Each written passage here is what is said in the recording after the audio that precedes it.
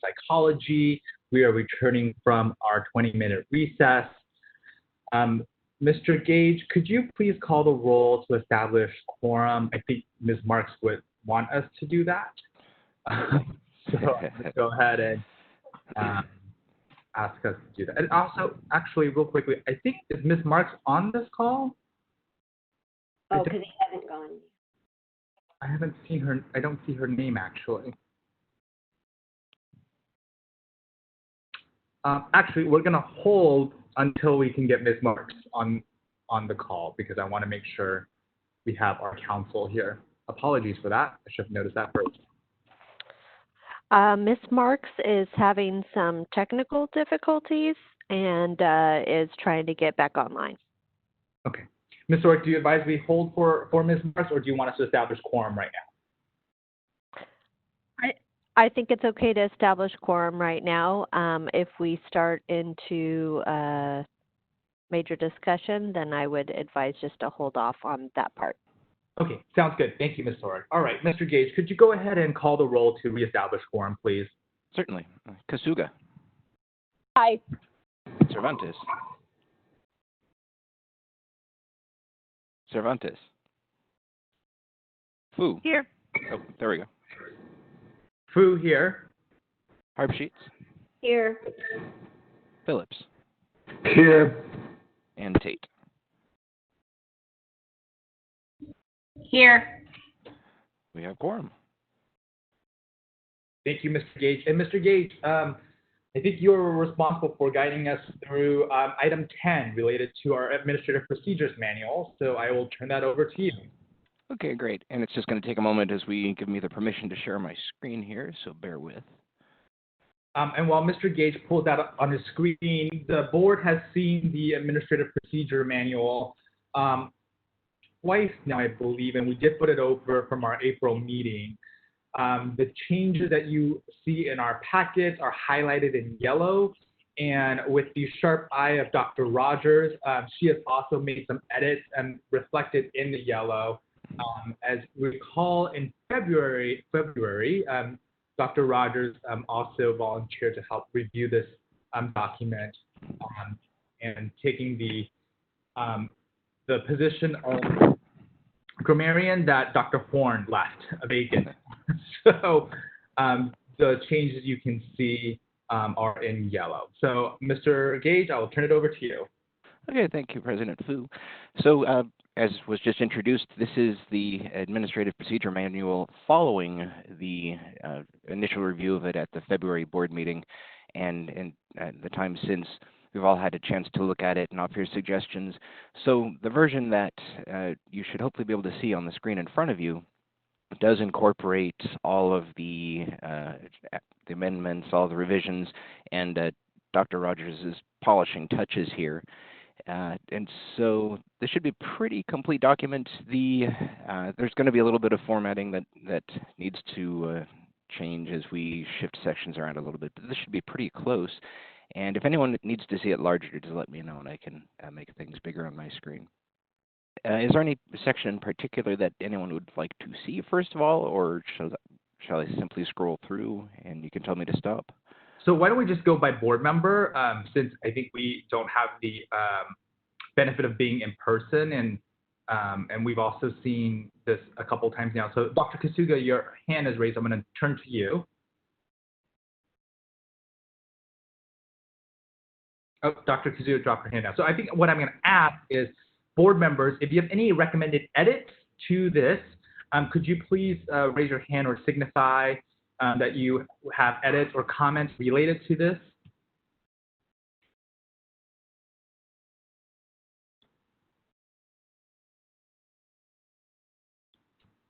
Ms. Cervantes.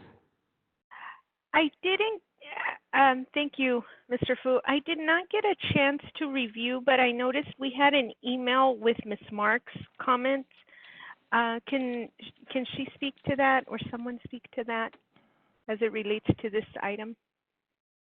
Yes, hi. I sent some additional changes to staff, but it wasn't before you had done all of these items.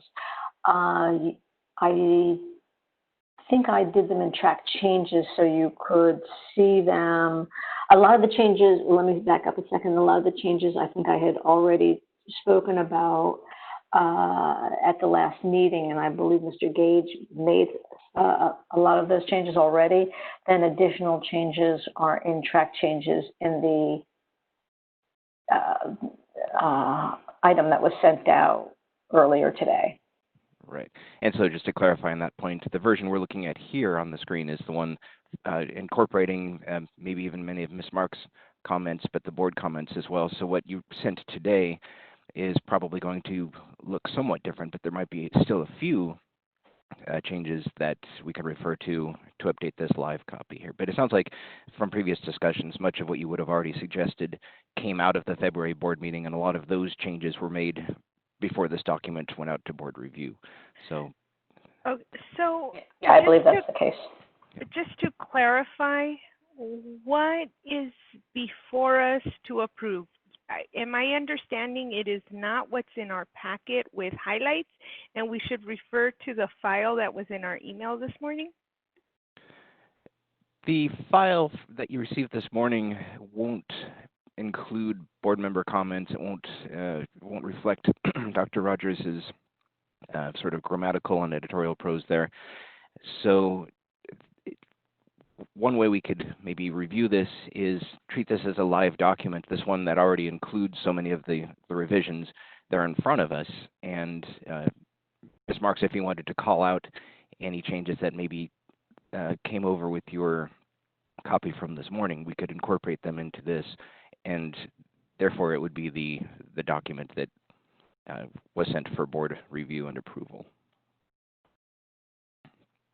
So I just want to make sure that what I'm reviewing on my computer, because I see we have something that's on display here.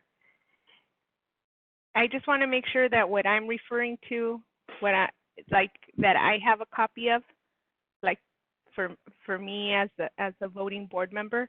Mm-hmm. So do I have the file that you're showing us here?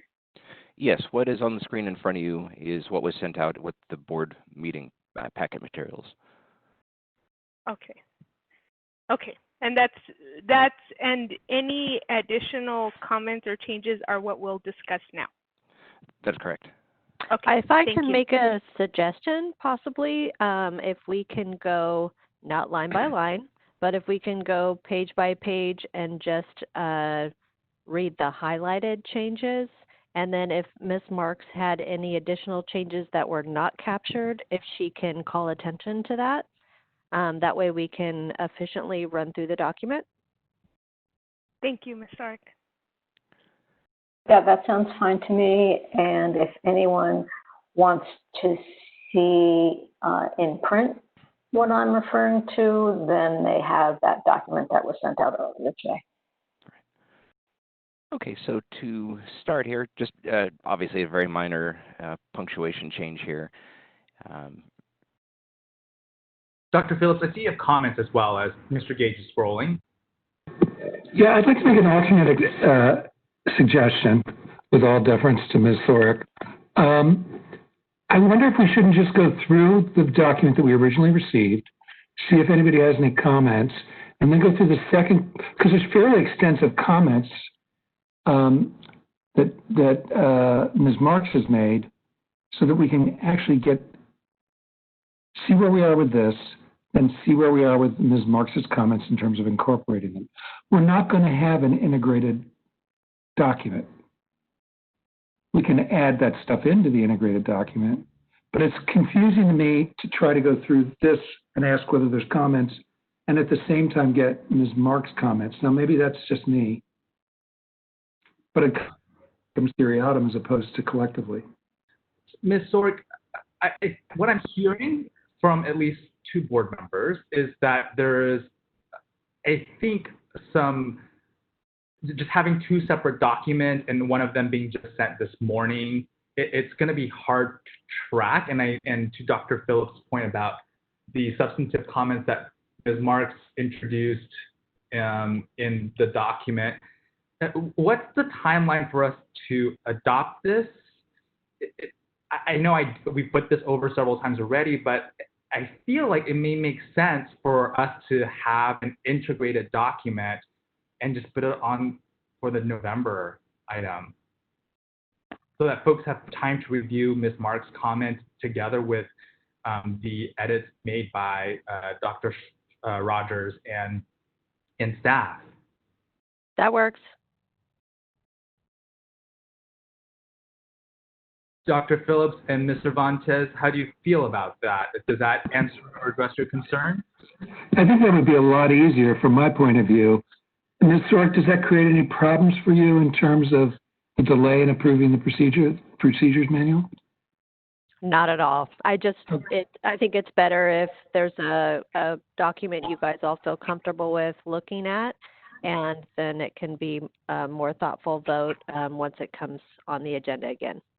Fantastic. Thank you. Thank you for that. I really apologize. I think the idea was that I'd get my changes inputted in, and that's what Dr. Rogers would be reviewing. But I think because of the length of time it was taking me, I think she went ahead and made her changes, and then I made mine. So I apologize for that. No worries, Ms. Marks. This is the new normal. So we will get through this. So, Ms. Sorek, thanks for your patience on the delay of the Administrative Procedures Manual. I know it's been on our docket now for several meetings, but I think this might work out better for all of us to review. No problem. All right. So we will now turn to item 11, which is the legislative updates and items. And we will first turn to 11A1, which is the pathways to licensure statutory revisions. Ms. Sorek?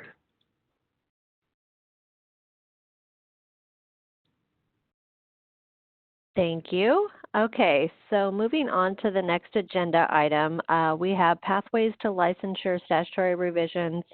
As we all know, our sunset was extended for an additional year. These were the sections that were to be included for consideration by the Business and Professions Committee. So that will be moved to next year. Any questions about pathways to licensure? Okay, moving on to SB 275, as we reported at the last board meeting. Senator Pan, along with other members of the legislature, reduced their bill load, and unfortunately our bill was not able to proceed through the legislative year. We will be pursuing this legislative change hopefully next year, and perhaps Senator Pan will consider this for introduction in the next legislative session. Are there any questions about SB 275? Okay. Ms. Sorek, is it possible for us to pull 275 from future board meeting materials since it's been gotten amended now as well? Yes, absolutely. It will not be on the November meeting agenda. And then can we let's take public comment perhaps by section. So perhaps we want to do, Dr. Hartsheets, yes, did you have comments? Well, I just wanted to ask, I saw that the bill had been like renamed and it was nothing relevant to what we're looking for here. And do we feel like there might be someone else who would be willing to sponsor this? Or has Senator Pan perhaps lost interest, or do you have any ideas? So, Dr. Hartsheets, the Senate Pro Tem of the Senate asked that senators reduce their bill load because the session timeline has been shortened significantly as a result of the pandemic. In fact, we learned today that both houses of the legislature won't be returning until July later this month because of several positive tests for COVID amongst members of the Assembly. So, Dr. and Senator Pan's decision to drop the bill, I think, was a reflection more of being responsive to the Pro Tem's request. And my understanding is that staff will work with Dr. Pan's office and with appropriate BMPs, Business and Professions staff, to find an author for next year. Oh, okay. Thank you so much for that update. Okay. Is there additional board discussion on items 11A1 and 2? Mr. Moderator, could you open the public comment section for this set for comments? Public comment has been open in the lower right-hand corner. The instruction slide is on your screen right now, and we will pause for you to insert whether you would like to make a comment.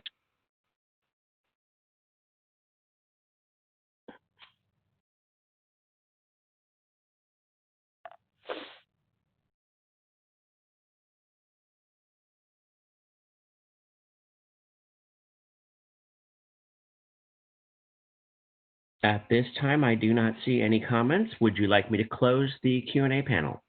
Yes, please. Thank you. Okay, moving on to agenda item 11B1. We have AB 1145 by Assembly Member Christina Garcia. This is in regards to child abuse and neglect reportable conduct. The board took a support position on AB 1145, and the update on this is that it is in the Senate Public Safety Committee, and the hearing date was originally scheduled for the 16th of July as of yesterday, but as we heard today, all legislative session will resume on July 27th. So I think all the hearing dates will be reconsidered once they reconvene on the 27th of this month. So nothing, no action is necessary. The board has a support position. Moving on to SB 53. This is a Wilk bill dealing with the Bagley-Keene Open Meetings Act. The board has been on record as opposing SB 53, and this bill has been held since August of 2019, and I don't anticipate this bill moving forward. Moving on to SB 66. This is the Adkins bill dealing with Medi-Cal and federally qualified health care centers and rural health clinic services and reimbursement for that. The board took a support position on this bill. However, it has been inactive since September 2019, and the author is not moving forward with the bill at this time. Thank you, Ms. Sorick. Is there board discussion on the bills that Ms. Sorick just covered for us that we have a board position on? And seeing no board discussion, Mr. Moderator, could you please open the public comment section? The public comment session has been opened down in the lower right-hand corner, and there's an instruction slide on the screen. And we will pause for a moment in order to allow you to enter, "I would like to make a comment."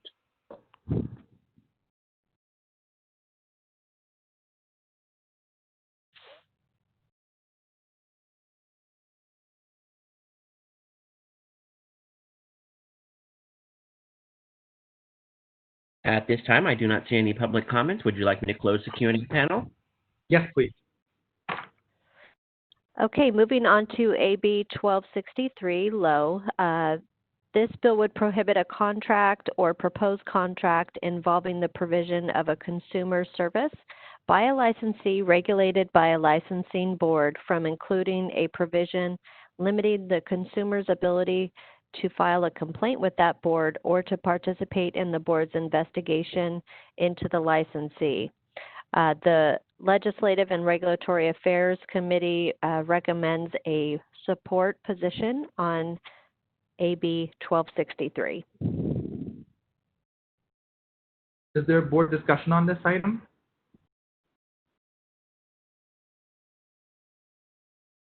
Do we have a motion to adopt the committee's recommendation to support AB 1263? Phillips, so moved.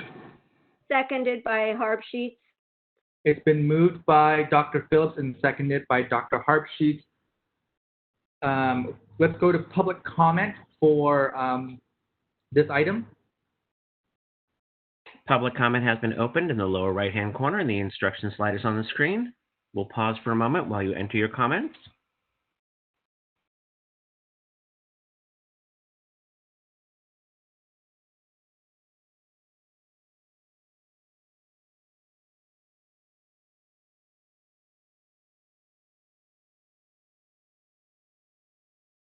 I see that no public comments have been entered. Would you like me to close the Q&A panel?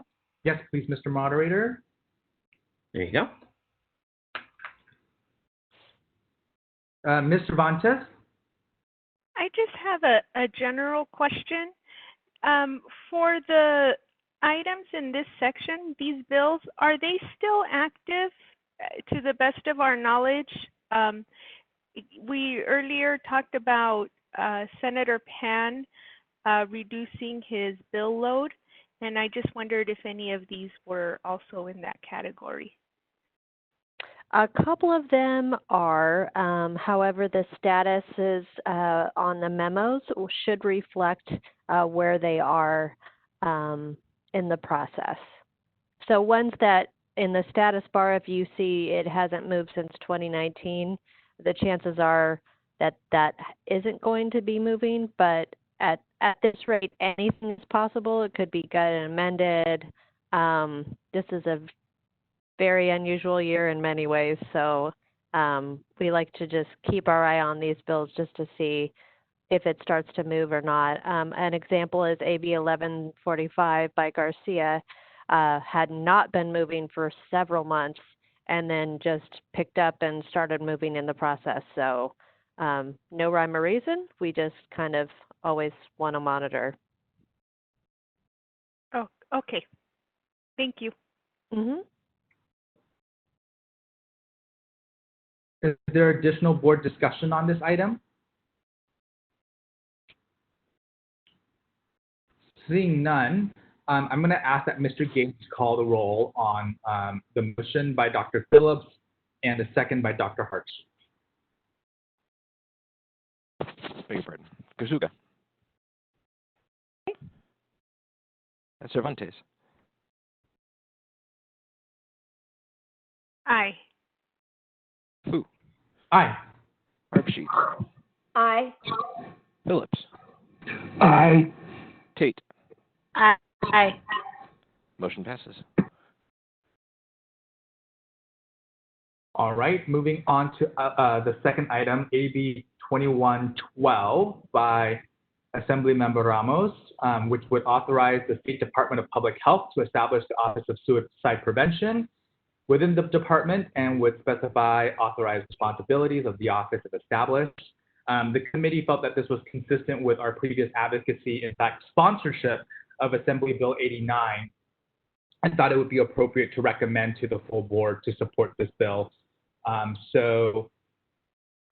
Is there questions or discussion on, and perhaps even a motion, perhaps? Dr. Kasuga? I remember during the last legislative committee meeting that we had that there were some clarifications that we were trying to obtain, and just wanted to kind of like get all of those clarifications. Sure, Dr. Kasuga. Could you specify which clarifications you had in mind that you would like staff to respond to?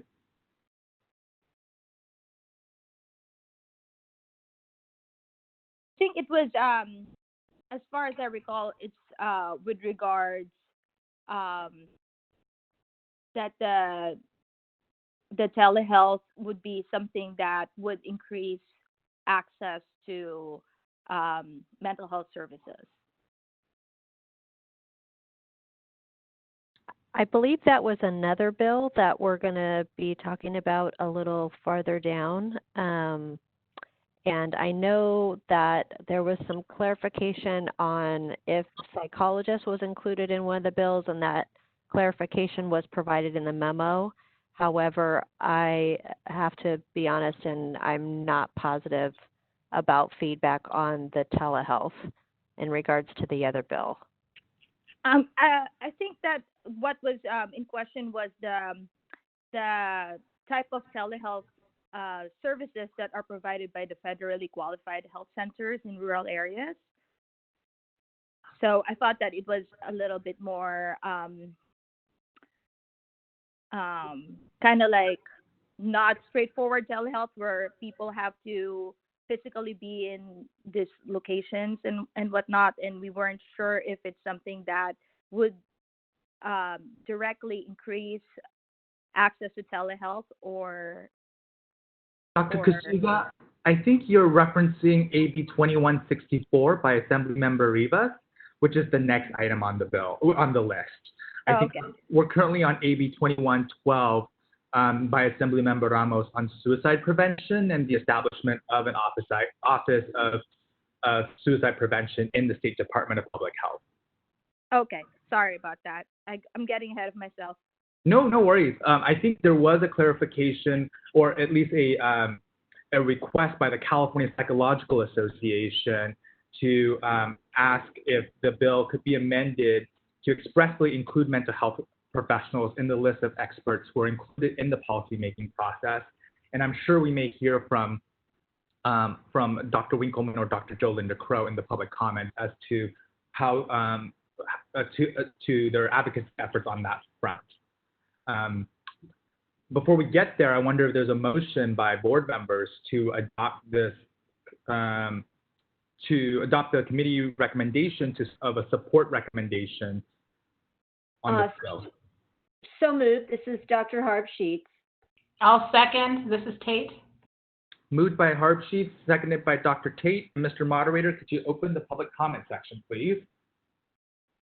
Public comment has been opened in the lower right-hand corner. There's an instruction slide on the screen, and we will wait to give you time to enter your comment.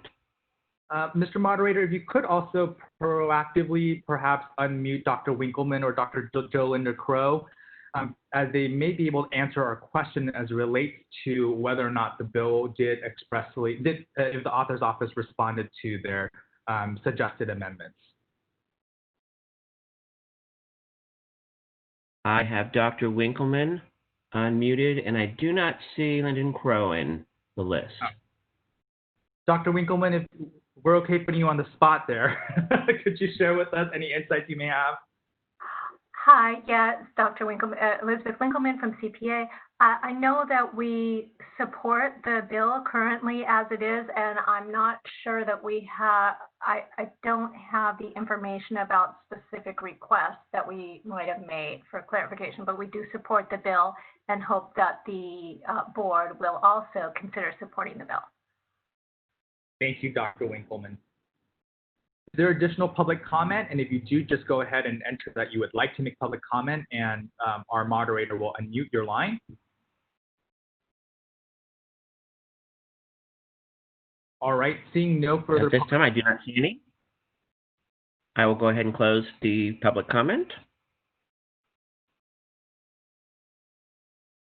All right, returning for board discussion. Dr. Kasuga, do you have follow-up questions on this bill? No, thank you. All right, if there's no further board discussion on this item, I don't see any hands raised or lines unmuted. I'm going to ask that Mr. Gage go ahead and call the roll for this bill. Kasuga. Aye. Cervantes. Aye. Fu. Aye. Harb Sheets. Aye. Phillips. Aye. Tate. Aye. Motion passes. All right.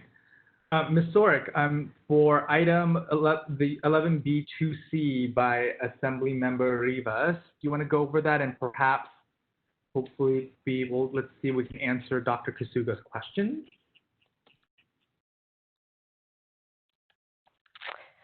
Sure. Agenda item 11B2C, AB 2164. This is a bill in relation to federally qualified health centers or rural health clinics and what is defined as a visit, including an encounter between an FQHC or RHC patient, a healthcare provider using telehealth by synchronous, real-time, or asynchronous and store forward. This bill would clarify that face-to-face contact between the healthcare provider and the patient is not required to bill for telehealth by synchronous real-time or asynchronous store and forward if specified requirements are met. The committee discussed this bill at the Legislative and Regulatory Affairs Committee meeting, and there was a question about clarifying whether psychologists were included in the definition for the visit, meaning the face-to-face encounter, and we did clarify that, yes, clinical psychologists were included in the quote-unquote definition of visit. So because of that and because of the nature of the discussion that took place during the committee meeting, the staff is recommending a support of AB 2164. And I would invite Dr. Winkleman to provide any additional insight into this bill and how it may impact access to care for consumers of psychological services. I have unmuted Dr. Winkleman's line. Thank you. It's Elizabeth Winkleman. Again, this CPA does support this bill and asks that the board consider supporting it and do believe that it will improve access to care. Thank you, Dr. Winkleman. Dr. Harpreet, I see your line's unmuted, but before I go to you, I want to ask if Dr. Kasuga, if she felt her question was answered. Yes, and I can also put forward a motion if you want. Okay, I love it. So Dr. Kasuga has a motion to support this bill. Do I have a second? Second by Harbsheets. Seconded by Dr. Harbsheets, and I know, Dr. Harbsheets, you had a comment on this bill. Actually, I didn't. It was just unmuted accidentally. Thanks.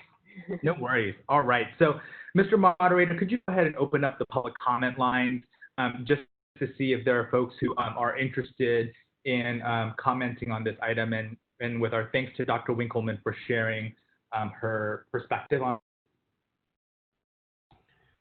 Q&A panel has been opened in the lower right, and the instruction slide is on the screen.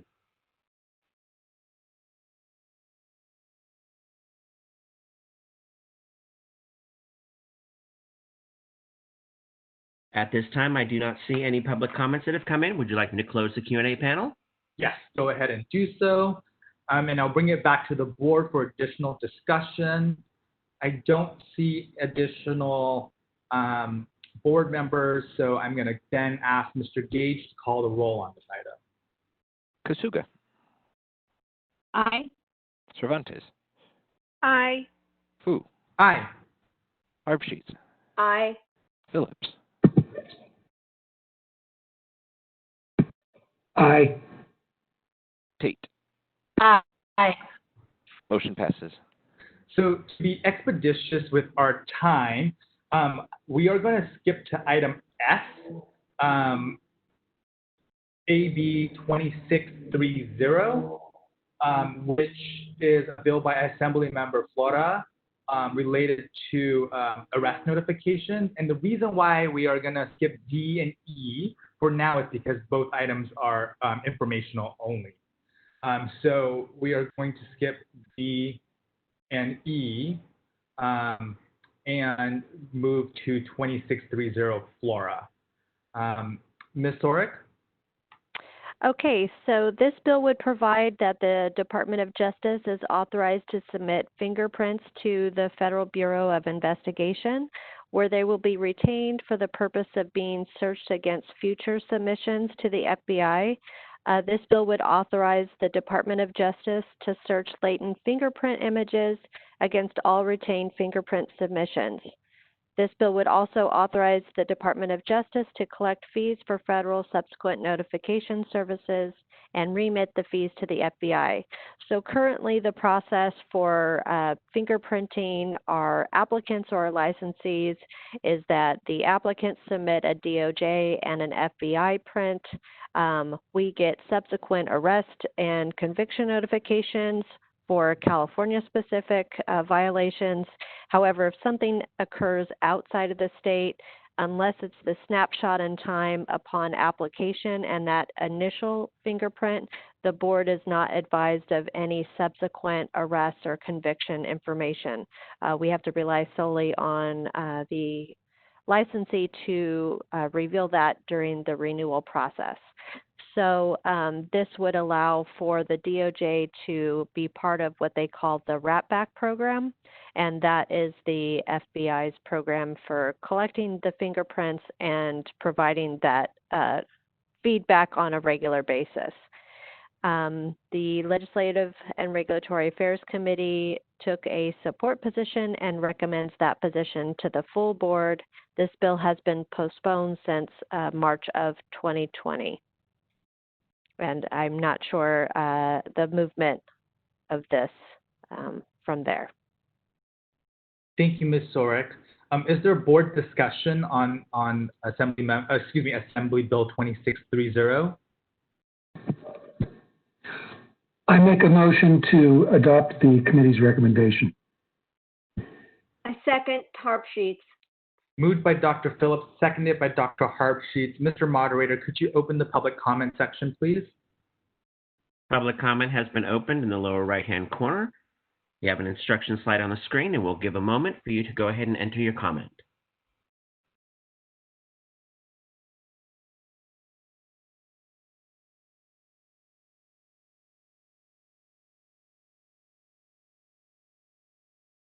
This moment, I do not see any public comments. Would you like me to close the Q&A panel? Yes, please. All right, bringing it back to the board, is there additional board discussion on this item?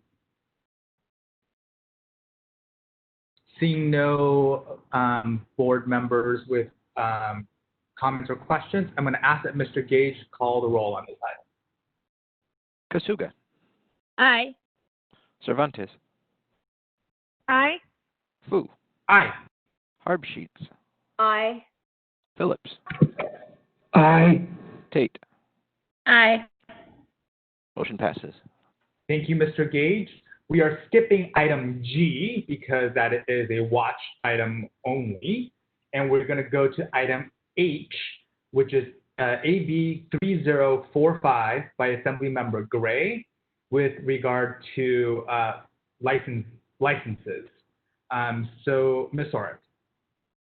So this bill would require boards not subject to the temporary licensing provisions described in Business and Professions Code Section 115.6 to issue a license to an applicant if the applicant meets specified requirements, including that the applicant supplies evidence satisfactory to the board that the applicant is an honorably discharged veteran of the Armed Forces of the United States or is married to or in a domestic partnership or other legal union with an active duty member or of the Armed Forces of the United States. The bill would require an application for a license to include a signed affidavit attesting to the fact that the applicant meets all requirements for a license.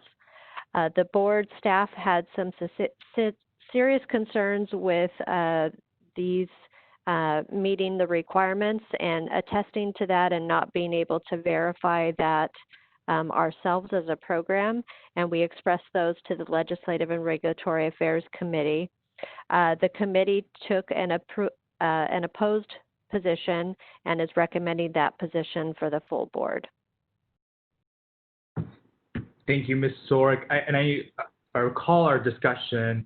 I think we really went back and forth and struggled on this bill because I think we want to be supportive of the difficult circumstances with the frequent moving, but the inability for the board to actually confirm the attestations was a concern to us. And I think we certainly do want to also want to point people to the excellent article that Mr. Glass-Steagall wrote in our summer newsletter with regard to the various options for our active duty, as well as veterans and spouses of active duty members for how they could obtain their license. And their license applications are expedited. Is that correct, Ms. Sorek? Correct. Dr. Harpsheets, as I was going on in my soliloquy, I noticed your line was unmuted, so I'm going to turn it over to you. I also appreciated Mr. Glass-Steagall's information that he presented. And so I wanted to make a motion that we support the recommendation, or we affirm the recommendation of the committee, that we oppose this bill. I second. So This we is Dr. have, Kasuga. excellent. So we have a motion by Dr. Harpsheet, a second by Dr. Kasuga. Mr. Moderator, could you open the public comment section, please? The public comment Q&A panel is open in the lower right. There's an instruction screen on the screen, and we will pause for a moment for you to enter your comments.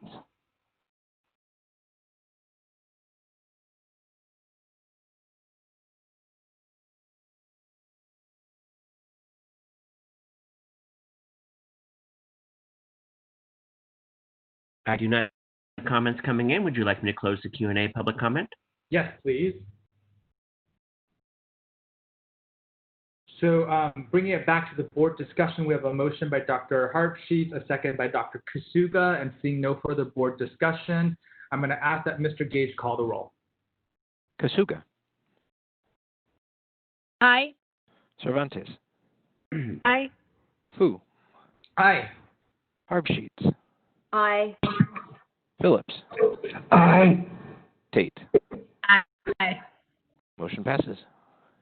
All right, so item 11B2I is our bill, Senate Bill 1474, is our bill granting us a one-year extension on our sunset. And the Legislative and Regulatory Affairs Committee approved a support recommendation to go to the full board. I would love a motion on this bill because it grants us one-year extension. Is there a motion by my colleagues? I so move. Moved by Dr. Phillips. Is there a second? I second. It's been moved by Dr. Phillips and seconded by Dr. Kasuga. I don't see additional board discussion. I'm going to ask for public comment. Public comment box has been opened in the lower right-hand screen. There's also an instructional slide on the screen for you to reference. We will pause for you to enter your comments.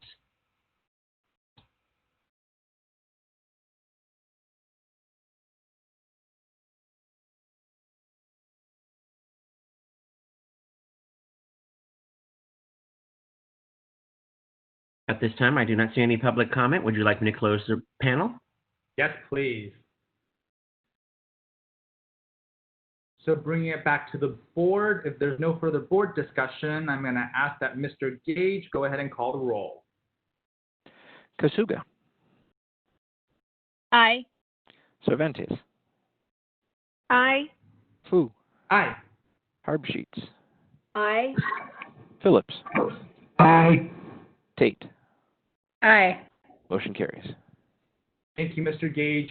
So what I'm going to do is I'm going to ask for public comment for items D, E, G. These were all bills that we skipped and had no action. And also, of course, if there are board members who would like to discuss those three items. So Mr. Moderator, could you go ahead and open the public comment section for items D, E, and G? And if anybody would like to comment on those items. Public comment is open in the lower right, and the instructional slide is on the screen. We'll go ahead and pause to give you time to enter your comment.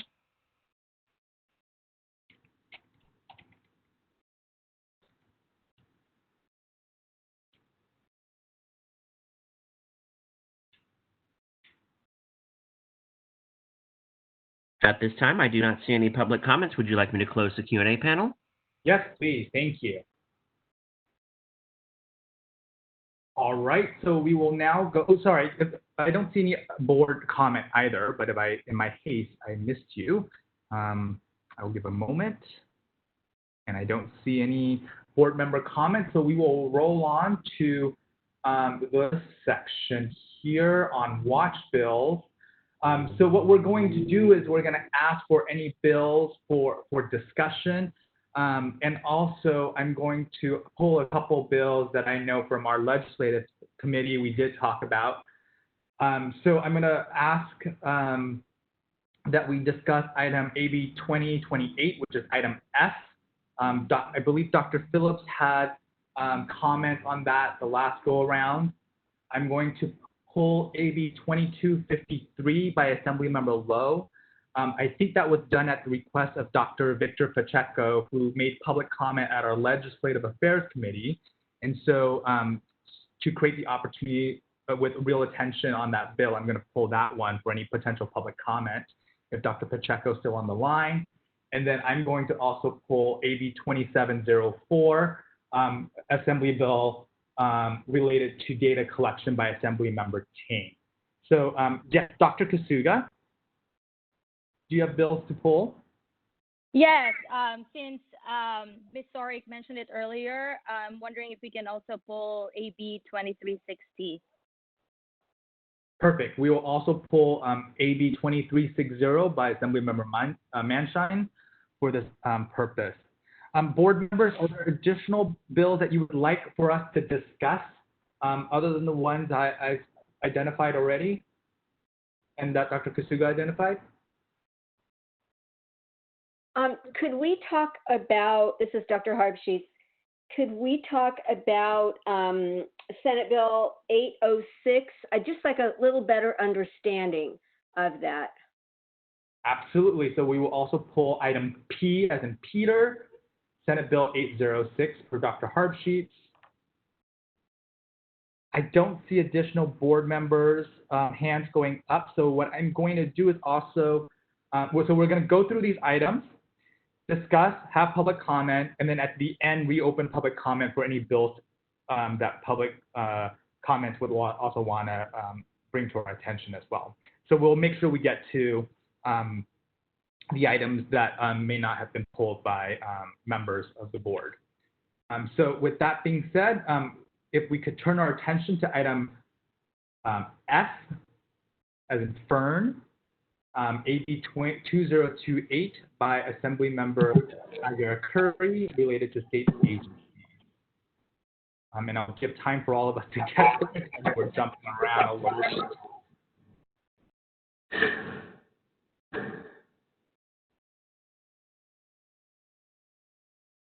All right, so Ms. Sorick?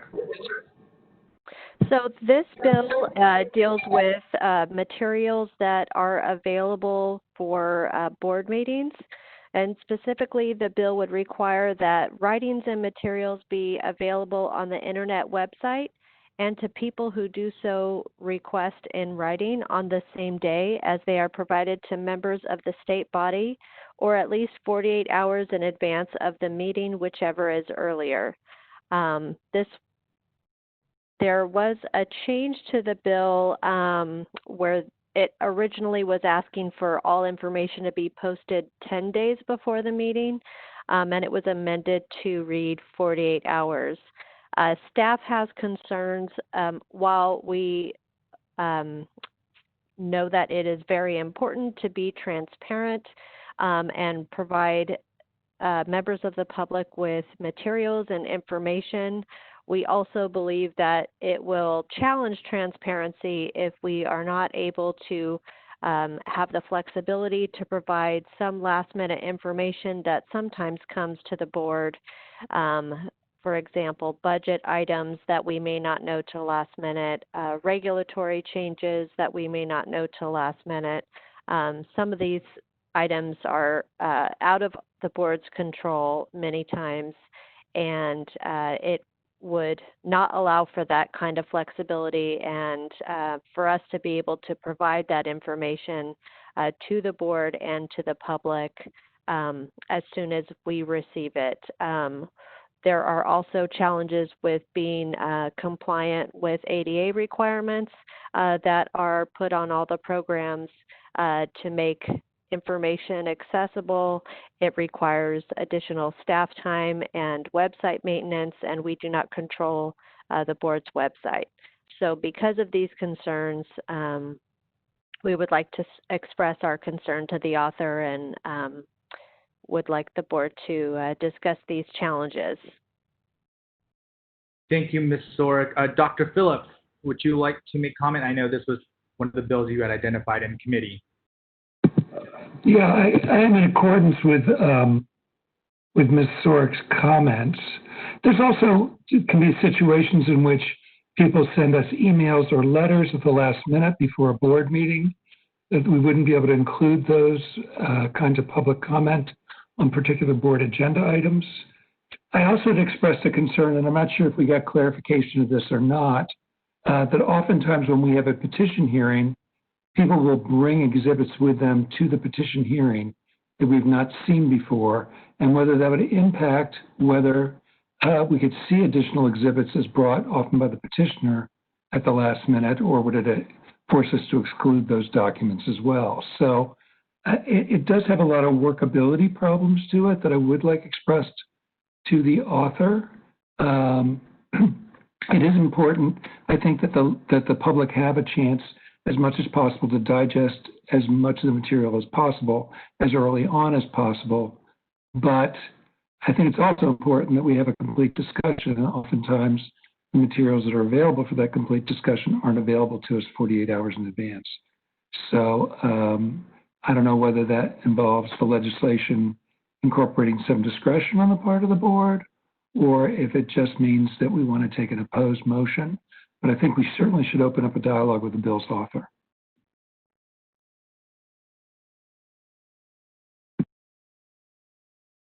Thank you, Dr. Phillips. Ms. Marks?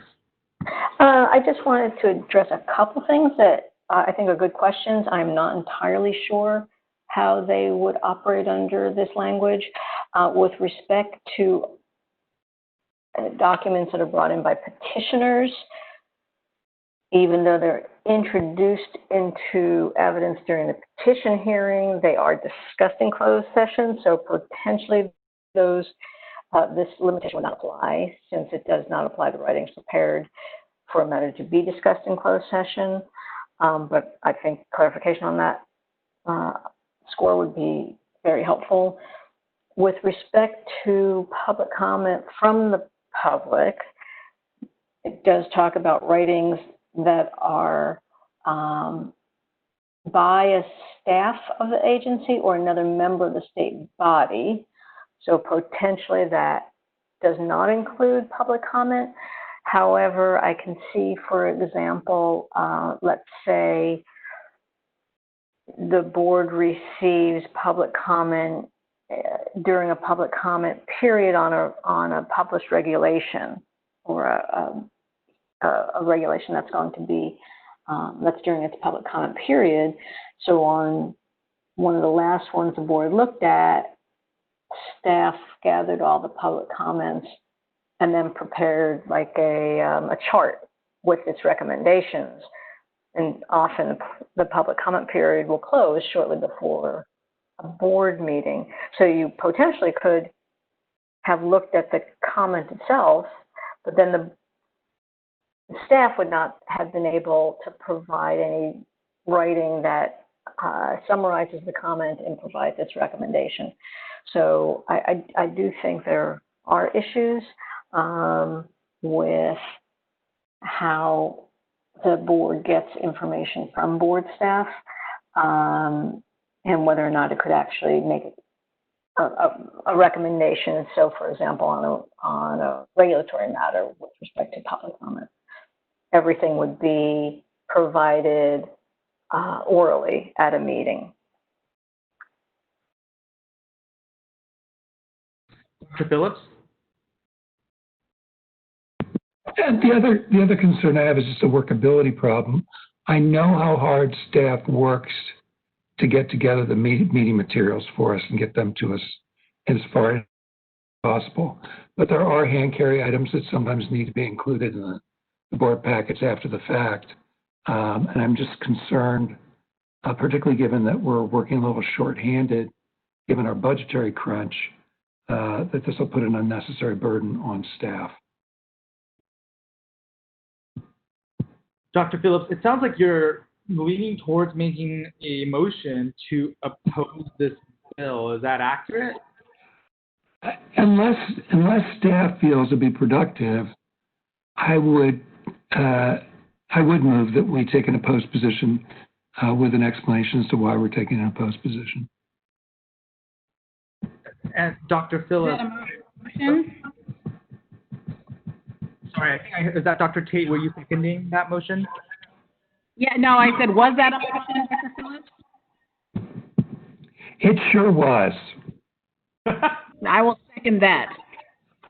So one thing, Dr. Phillips, if you're amenable, I was wondering if perhaps we can approve unless amended, and perhaps share with them some items that we think could be accepted out, such as petition hearings, budget documents, things that we know come fairly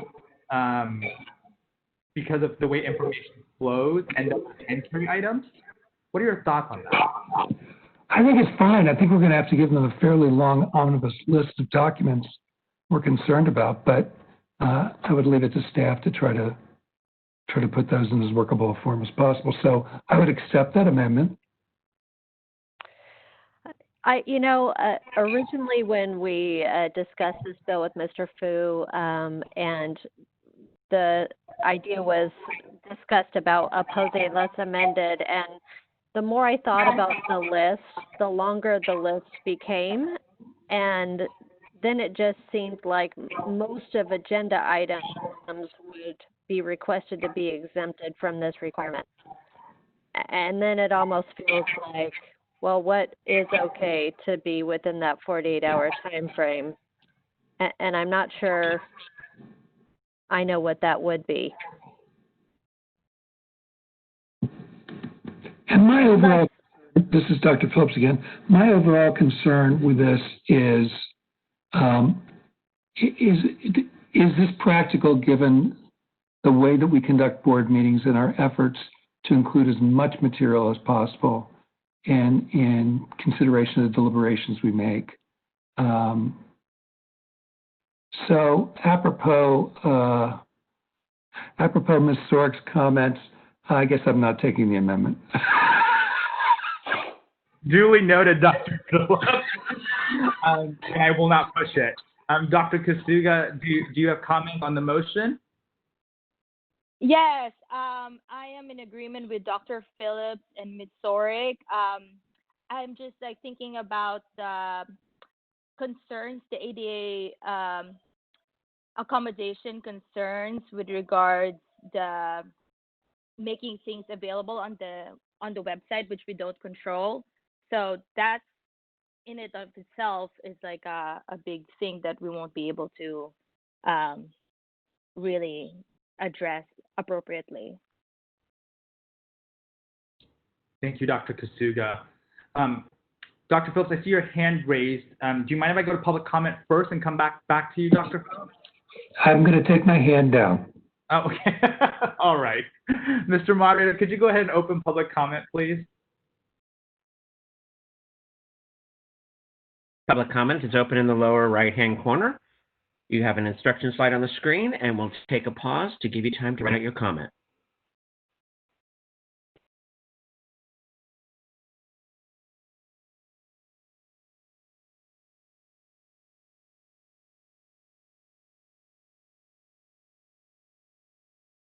At this time, I do not see any public comments. Would you like me to close the Q&A panel?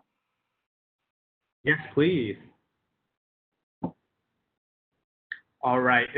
Dr. Phillips, did you have further comments on the motion before us, or any other board members actually in general? I don't. Thank you. Any board members with additional comments, reflections, concerns? All right. Oh, yes, Dr. Kasuga. I just wanted to acknowledge that one of our values is transparency, and that I think it's important as well to balance that with our ability to do our mandate by having as much information that's helpful for us during the board meetings.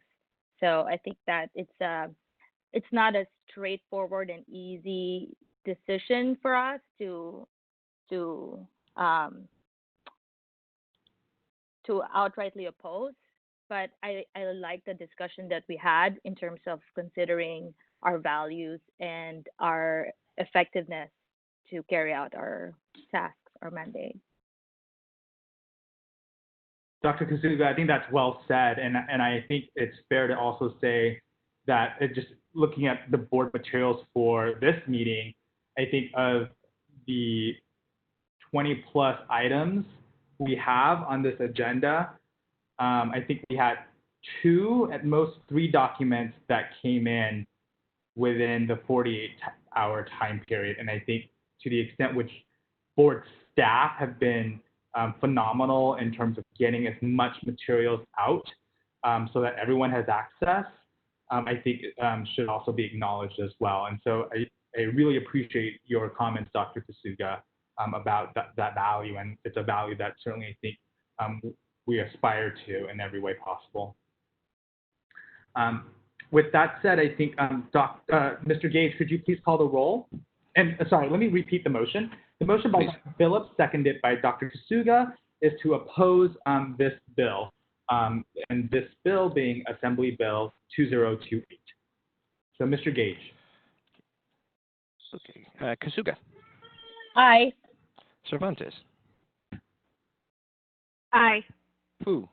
Aye. Harpsheets. Aye. Phillips. Aye. Tate.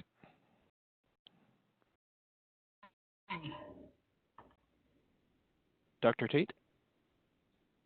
Aye. Motion passes. Thank you. And Mr. Gage, I want to apologize. I misspoke. It was moved by Dr. Phillips and seconded by Dr. Tate, not by Dr. Kasuga. So apologies for that. Just want to make sure the minutes reflect that Dr. Tate made the second. I have it now. Thank you very much. Thank you. And apologies to you, Dr. Tate, for that error.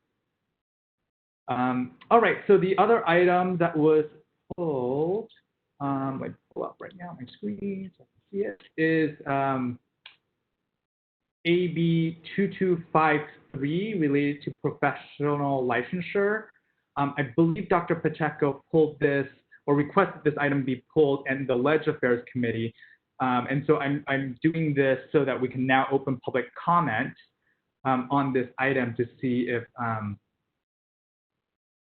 we actually, let me start the story first to cover what the bill is, and then we'll go from there. Ms. Sorick?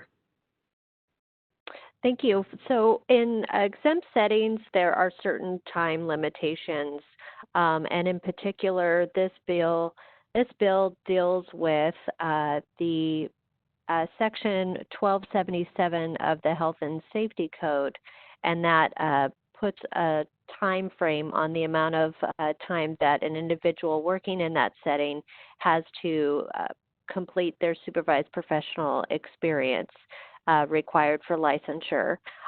If an individual is working in those settings under that code section and they have not completed and successfully passed the licensure examination, they would not be able to be employed at that setting. So this bill was on the watch list because it deals with employment issues, much like AB 5 last year, with employment issues for some of our licensees and registrants. The committee did not take a position on this bill, and the bill has been referred to the Senate Committee on Health. Thank you. Is there board questions for Ms. Sorick as it relates to what she just presented?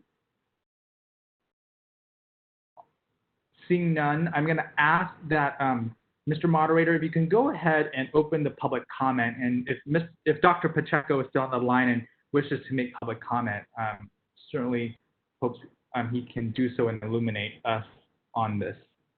The Q&A panel lower right and the instructional screen is up, and I will go ahead and unmute Dr. Pacheco. Dr. Pacheco, your microphone has been unmuted. Well, thank you. I spoke earlier to the Government Affairs Committee asking for their support on this bill, and I understand that at that point in time we did not make a case for how the public might be served. In my role as occupational chair for a union that represents state psychologists, of course, our interest has to do with our membership. And 33% of social workers and psychologists in CDCR are unlicensed. And we've had an incredible number of people have their jobs non-punitively terminated over the 4-year period. When that happens, patient care suffers because caseloads increase, sometimes by different magnitudes depending on the size of the staff. And of course, there's a lack of continuity of care when your clinician is gone somewhat suddenly because the rules about how those 4 years are counted is ambiguous. And this bill would clarify how those hours get counted. Specifically, it would count only hours that the board, the licensing board, counts for their hours. So we have had to defend people who have had administrative positions over the years. They were working as a behavioral therapist for autistic people. A lot of different kinds of experiences and practicums and internships that, aren't technically jobs. You're not an employee, you're a student. So we're thinking that, if this bill gets passed, then the hours towards being counted would be clear.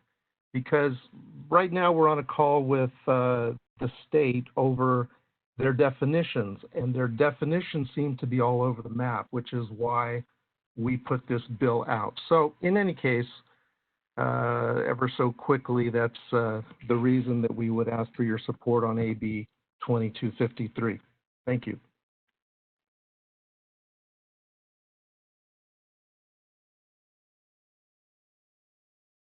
Thank you, Dr. Pacheco. I think Dr. Winkleman also has a comment. Hi, yes, it's Elizabeth Winkleman. Oh, thank you. It's Elizabeth Winkleman from California Psychological Association. To follow up on Dr. Pacheco's comments, CPA also supports this bill and would like to ask the board to consider supporting it. And I just wanted to emphasize a couple of things that Dr. Pacheco said. One is that it would improve access to care and continuity of care. There has been a disruption in care for many of the people being treated in the CDCR. The other thing in terms of the Board of Psychology's role is the clarification. Basically, this bill is clarifying what is the qualifying experience that would count towards the waiver, the 4-year waiver. And this bill would simply clarify what constitutes a qualifying experience by referring to what counts as the professional experience required for licensure for psychologists.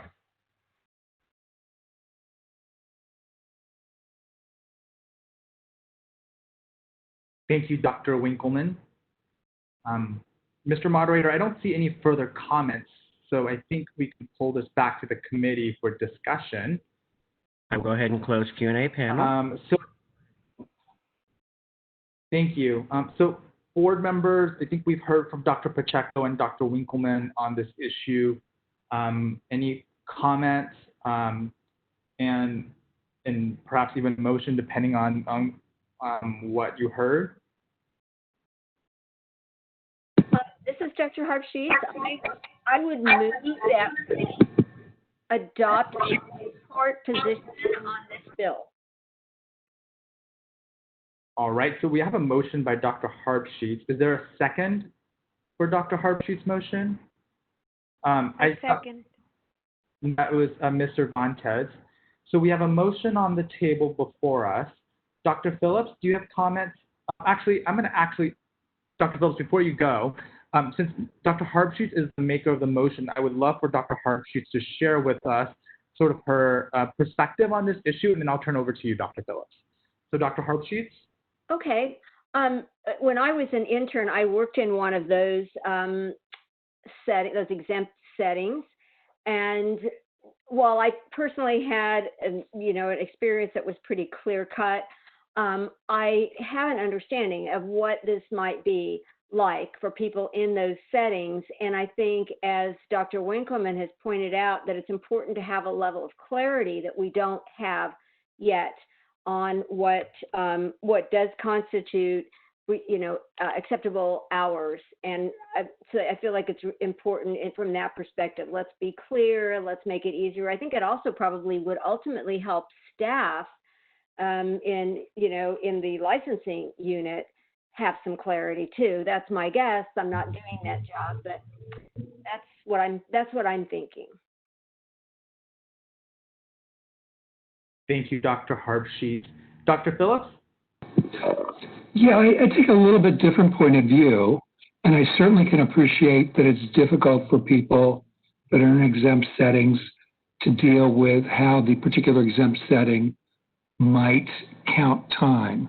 This doesn't really clarify our licensing law. Our licensing law is our licensing law, and how we count hours is how we count hours. What this clarifies, I think, is how hours are counted by the exempt setting as to how long people can remain employed in an exempt setting in a training position.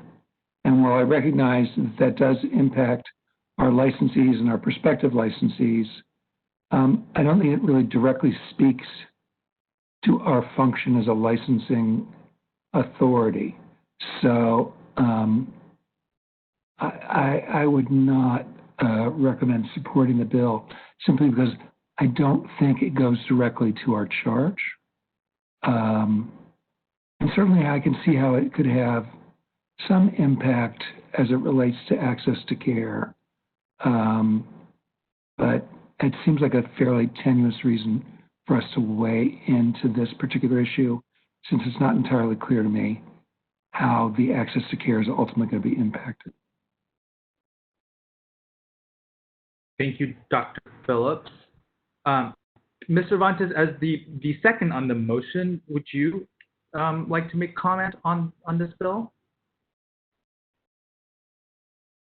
I don't have any other comment. All right, thank you, Ms. Cervantes. I don't see any additional board comment on this item. Is there staff comment as it relates to what we've heard from the board members, as well as during public comment on this issue?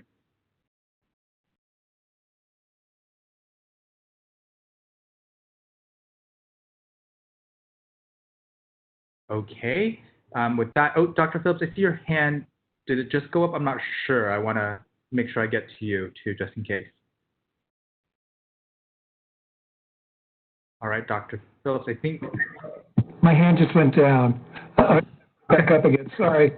I would be interested in Ms. Sorik's comments if she's available.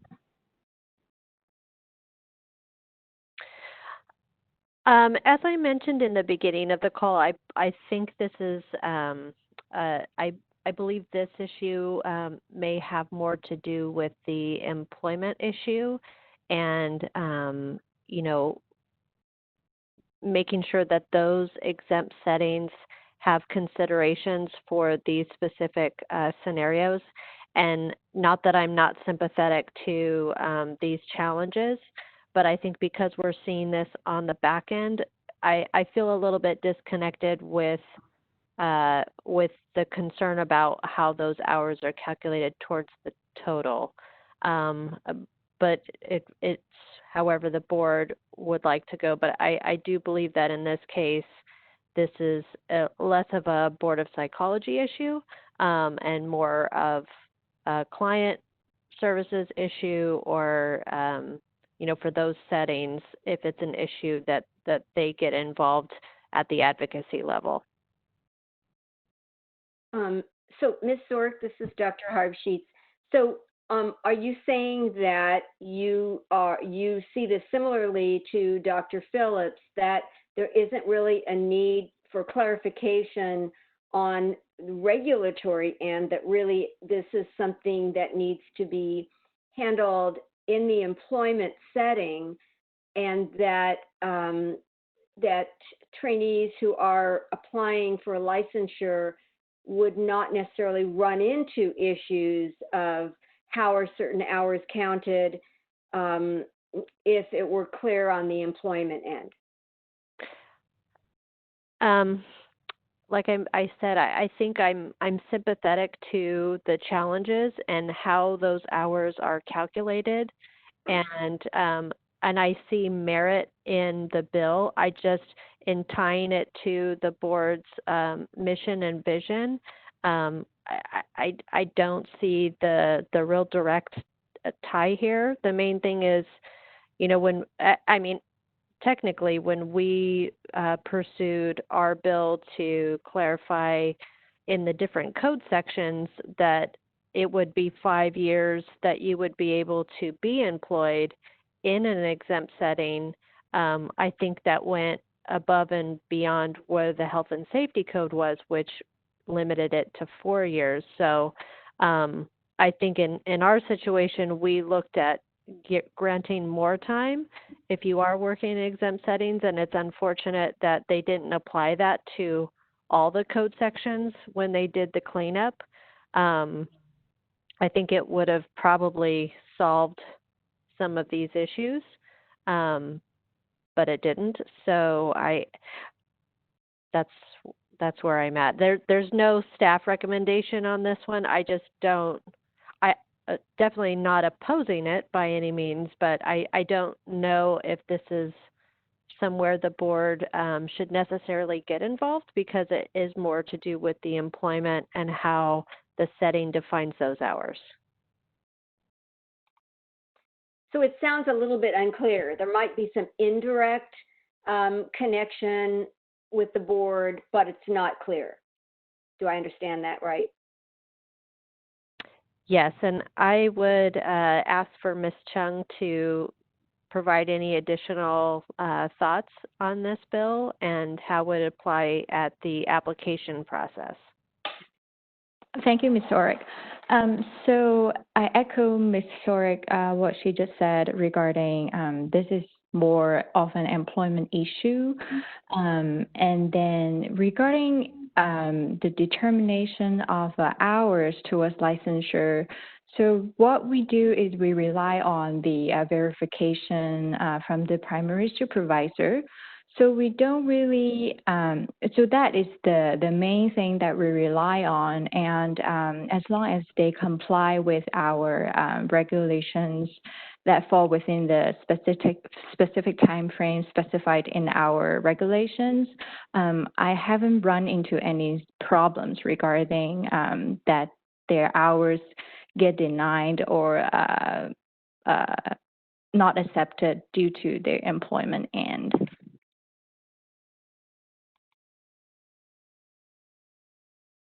Dr. Phillips? So if I'm understanding correctly, this does not impact how we count hours. It's not going to have any impact on that process at all. It will impact the employment relationship that prospective licensees have with their employer.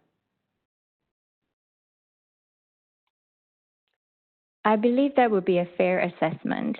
And in addition, in our regulations, we provide exemption for these individuals worked in these settings to be exempted from registration with the board to count hours. So that is how it related to regarding exemption and accrual of experience.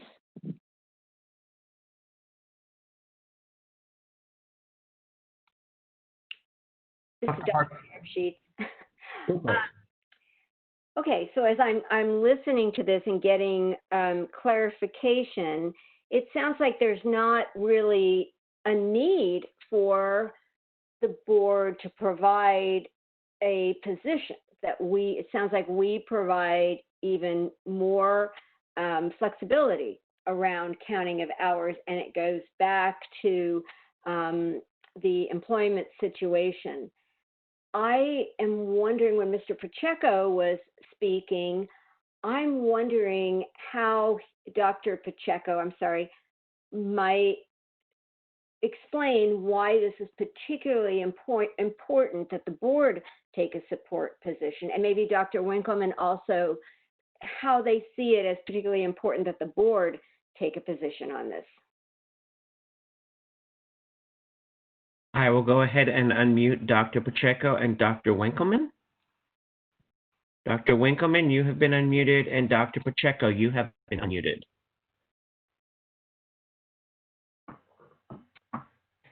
I think the Board of Psychology's providing a support position would merely indicate that you have considered it and you see it in some way relevant to your mission, both for the consumer, in this case, prisoners who are often considered undesirable, and for the people who work with them. It's a much bigger process than the both of us. So we come to the Board of Psychology for your support in your role in the licensing process.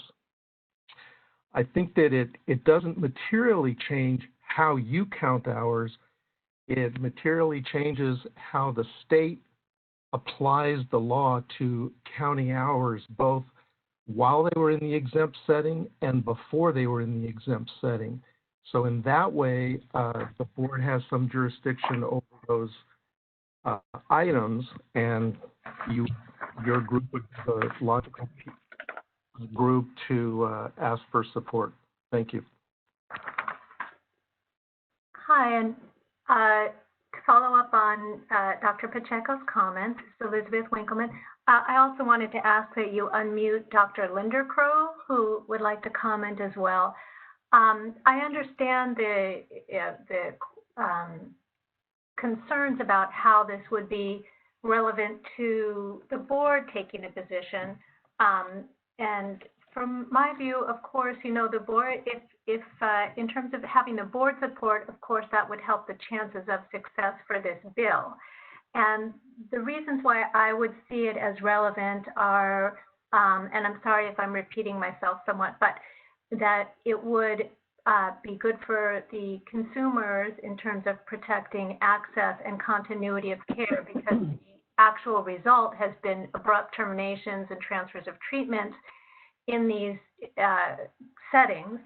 But also, it's just the clarity, what it really does, and if you look at the language of the bill, it's what it does, and the changes are pretty small, is it provides clarity of what the definition of the experience required for licensure. And I think that that's really where it has the most relevance in terms of the board's input, by tying the definition of experience required for licensure to the board's, to the licensing laws and regulations, and so that it would be clear that, for example, if one of the employees had been doing something completely outside of the scope of practice of psychology, that should not be counted because it would not qualify as experience required for licensure. So I understand the concerns that are being raised, and I nonetheless hope that the board will consider a support position. Ms. Cervantes, I see your hand is raised.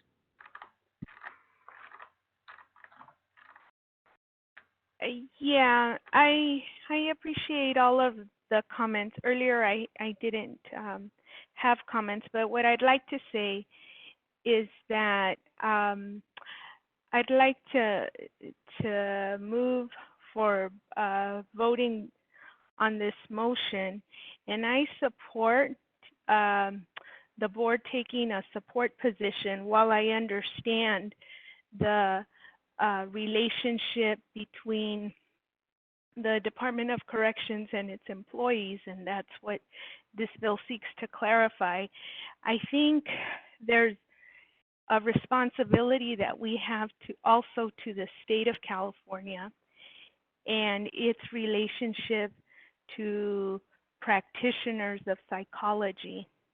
And so I'm hearing all of the comments, and Dr. Pacheco's comments in particular here with us today. I want to voice my support for us taking a support position on this for those reasons. And I'm ready to call for a vote if we're done.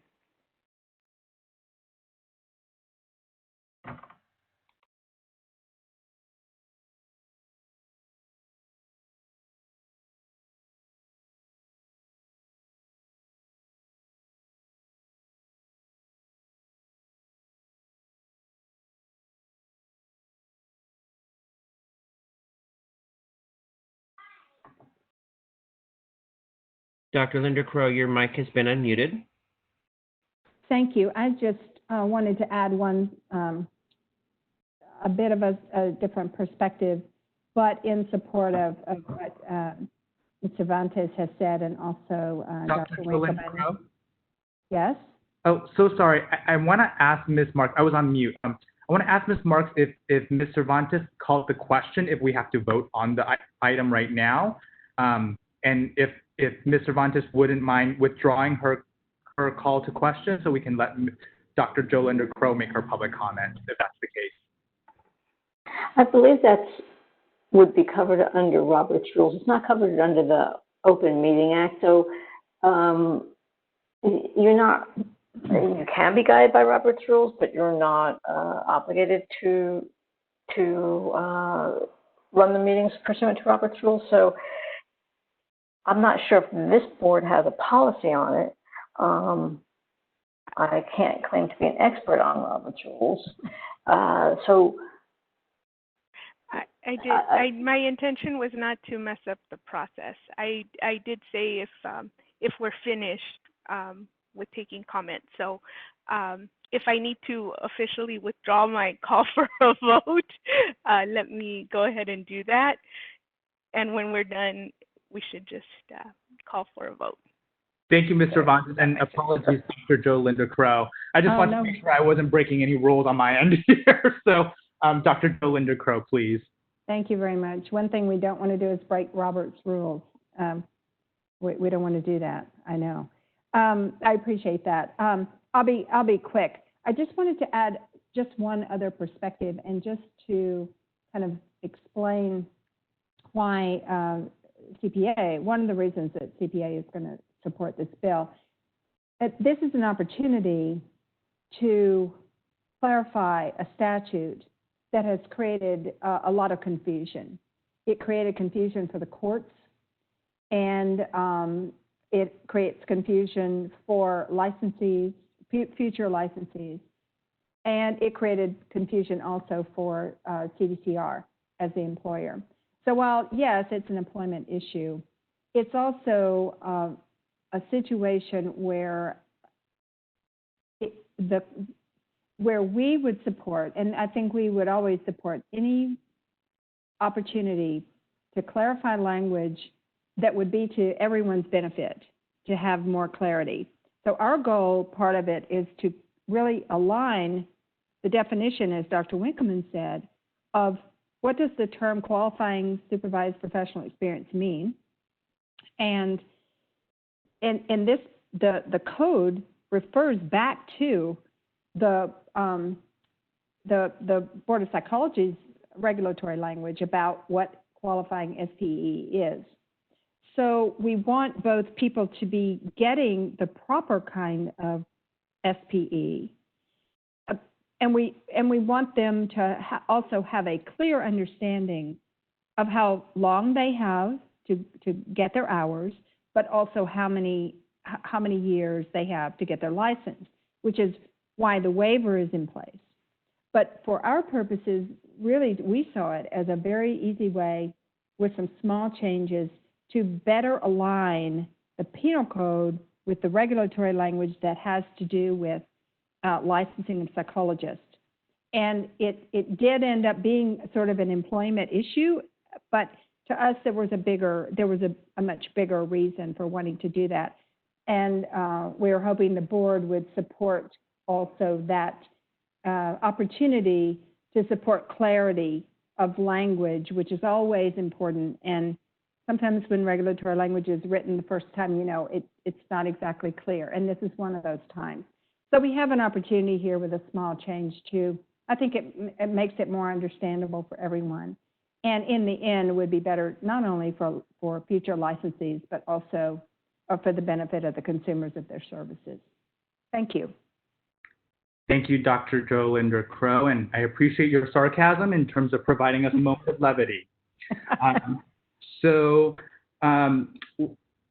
With that being said, is there additional board discussion? And if not, which I don't see, I'm going to ask Mr. Gage to call the roll, and just want to check back in. I don't see anything. So Mr. Gage, could you please call the roll on this item? Certainly. Kasuga. Aye. Cervantes. Aye. Fu. Aye. Harbsheets. Aye. Phillips. No. Tate. No. Motion passes.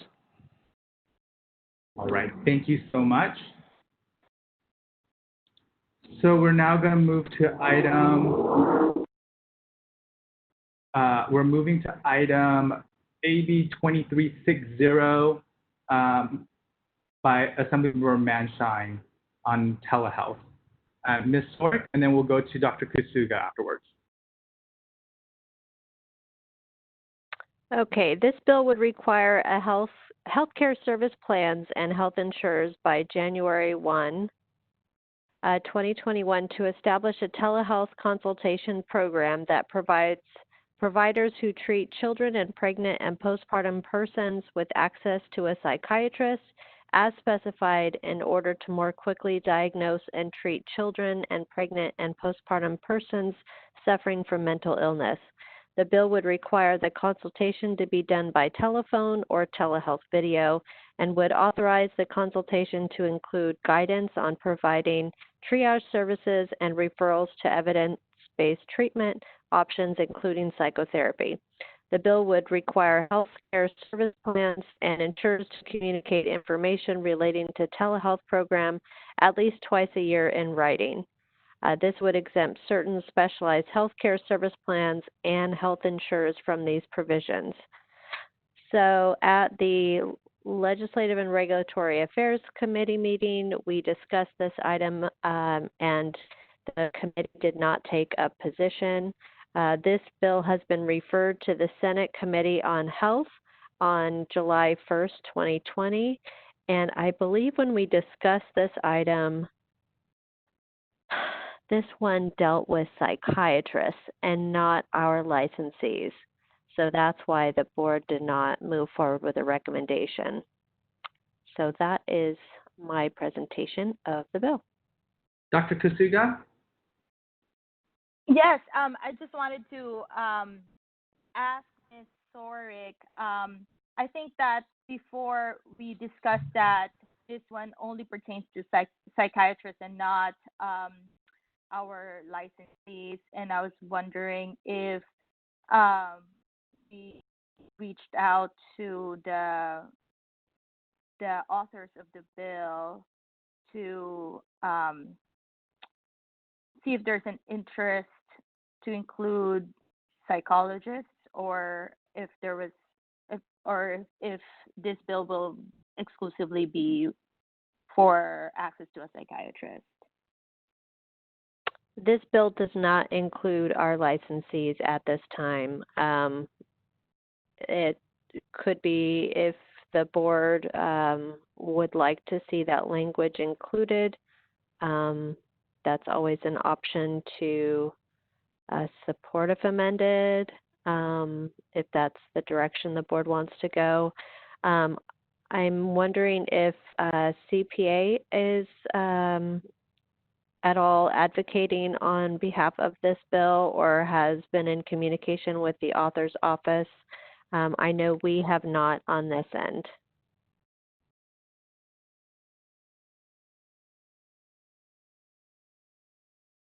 Did you need me to unmute somebody so they could make a comment on that?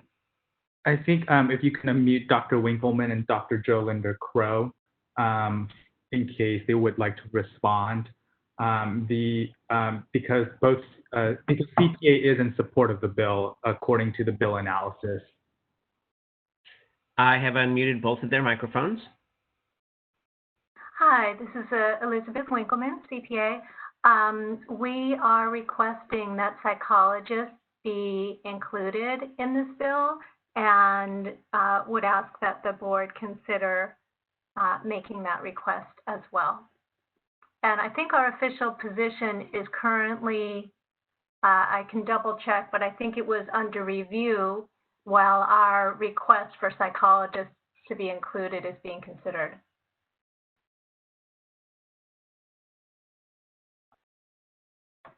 So thank you. Thank you, Dr. I have no further comment. That's accurate. Thank you. And Dr. Winkleman, just a heads up that the bill analysis from the Assembly Health Committee has you listed as a organization in support. So if that position is technically still under review at your association, there might be some inconsistencies between the bill analysis and where you are currently at. Thank you, Mr. Fu. I'll follow up on that. Thank you. Dr. Kasuga, do I hear that you are interested or suspect that you might be interested in supporting this bill as if amended to include psychologists? Yes. My interest in this bill is mostly because I think that this situation that we're in right now in the middle of a pandemic, I think that increasing access to services, particularly telehealth, for psychologists will be very helpful with regards to our consumers. So I would like to put in a motion to support AB 2360 if amended.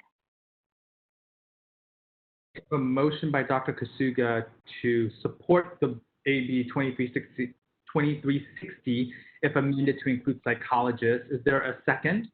Second by Dr. Harbsheets. A second by Dr. Harbsheets. Is there board discussion of this bill?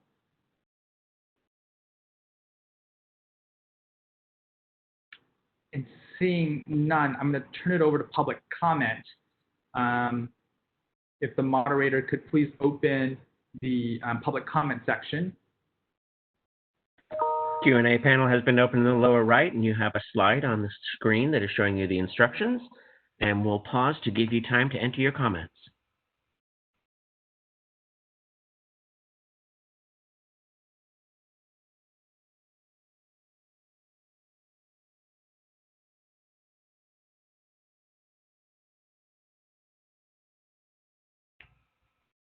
At this time, I do not see any public comments. Would you like me to close the Q&A panel? Yes, please.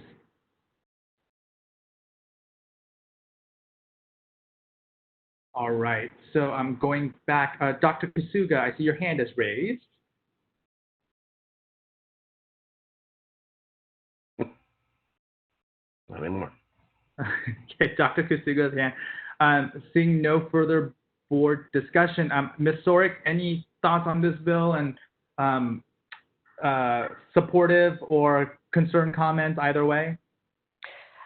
No, I would just say, historically this board has been in support of bills that provide access to mental health care and maternal mental health care in particular. I think this bill falls in line with that if it's amended to include our licensees. Thank you, Ms. Sorik. All right, seeing no further board discussion, Mr. Gage, could you please call the roll on the motion before us by Dr. Kasuga and seconded by Dr. Harbsheets? Certainly. Kasuga. Aye. Cervantes. Aye. Fu. Aye. Harbsheets. Aye. Phillips. Aye. Tate. Aye. Aye. Motion passes. All right, thank you so much. The next item is item O, AB 2704 by Assembly Member Ting. And this bill would require that the Board of Registered Nursing, the Physician Assistant Board, excuse me, that's the existing law. So let me take a step back. This bill would repeal provisions applicable to licensees of boards and require all boards that oversee healing arts licensees to collect at the time of the application for license and license renewal demographic information. And so I pulled this bill because I know at our last conversation, Ms. Cervantes, you had expressed an interest in more data, an interest in collection of data, and I thought this bill would be relevant for that discussion. The committee itself didn't make a recommendation either way on this. I think I would be supportive if the board did, but I pulled this because I know this has been a facet of our discussions as a board with regard to the lack of demographic data to address the issues of racial equity that I think Ms. Cervantes and you've brought up on several occasions.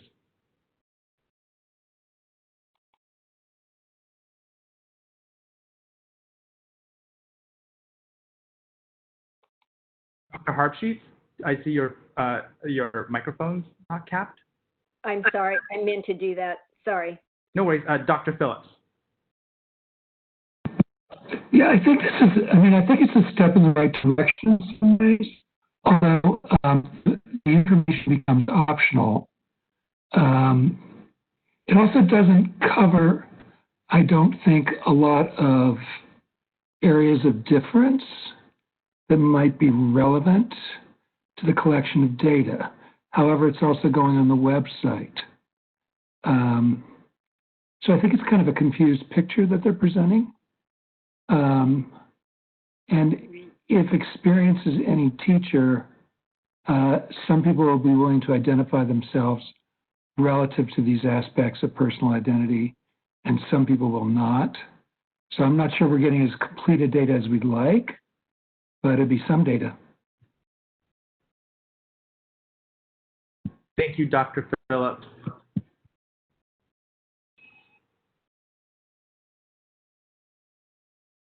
Is there additional board discussion on this bill?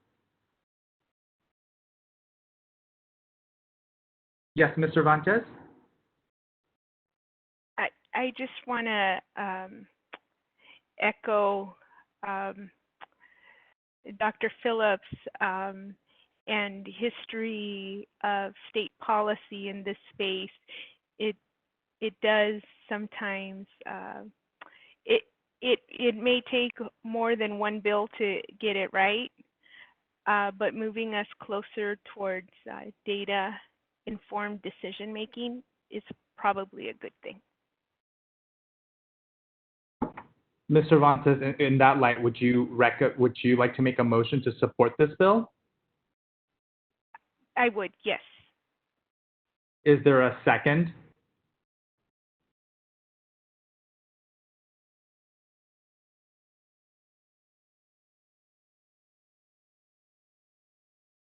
This is Dr. Harpsheets. I second. So we have a motion by Ms. Cervantes and a second by Dr. Harpsheets. Is there discussion on this item? I'm going to ask that Mr. Moderator go ahead and open the public comment section. I've opened the public comment in the lower right-hand corner, and there's an information slide on your screen. And we will go ahead and pause and wait for you to enter your comment.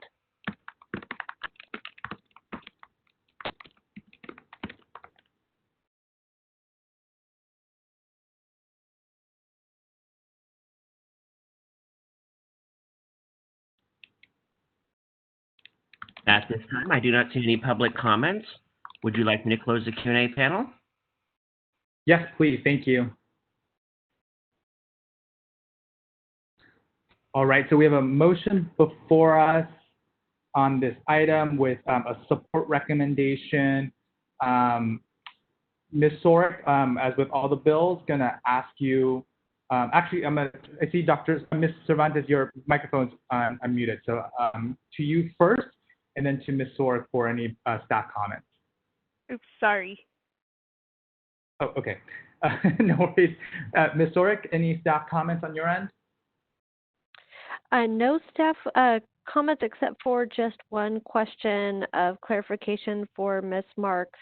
And I think when we had spoken about data collection in the past, I think it was at the February meeting, there was just a concern about collecting the demographic data prior to application for a license. Because the concern was what was the board going to do with that information, and would there be an impression that licensing decisions may be made based on demographic data that are provided to the board? Is there any way that you can speak to that part of the language in AB 2704?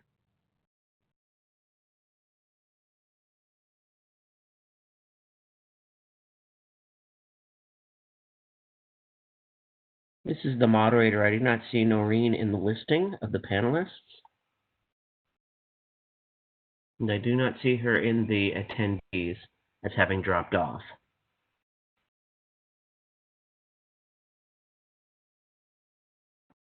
All right.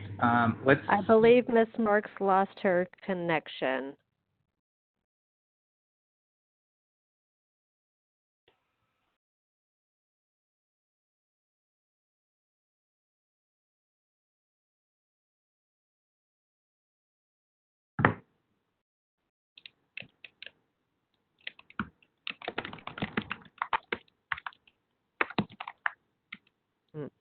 While we wait for Ms. Marks to come back on, I know we have, we're going to close out at 3 today.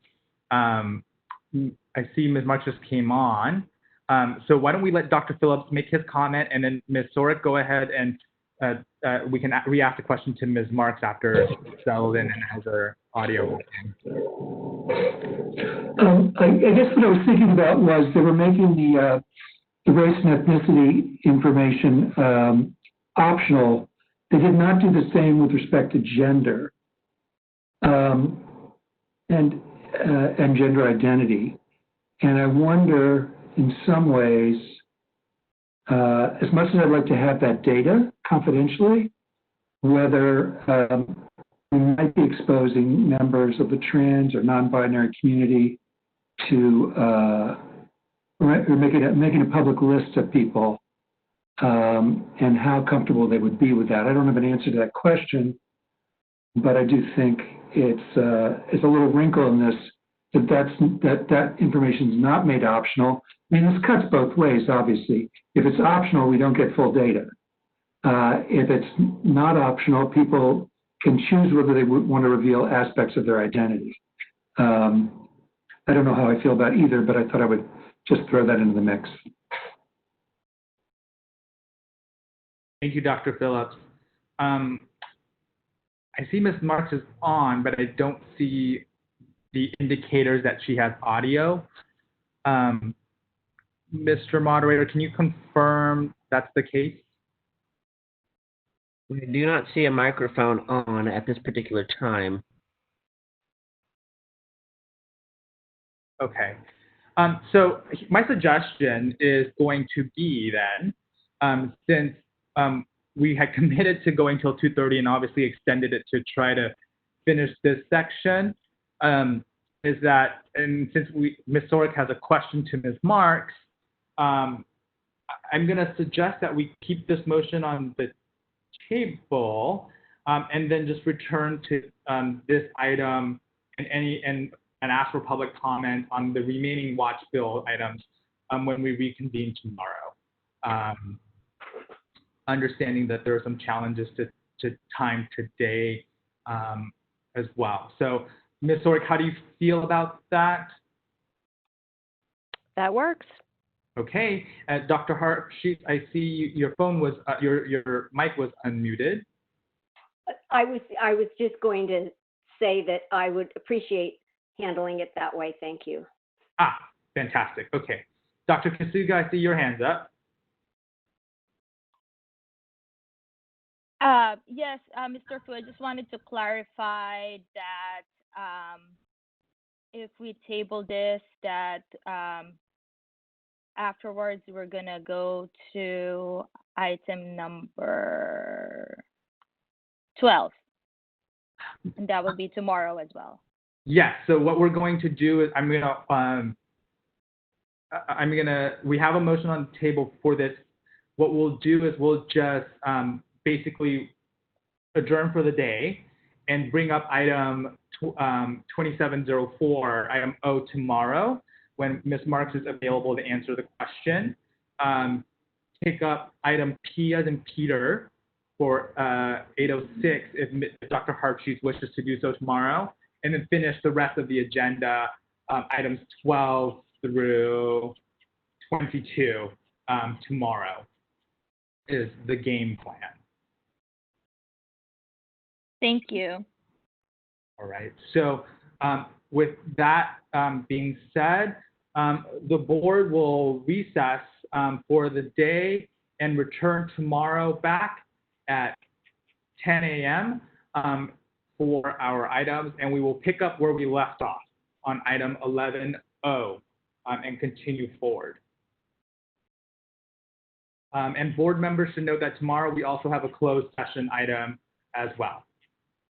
Tomorrow. So with that being said, the board is in recess until tomorrow at 10. Thank you. Thank you. Thank you. Thank you.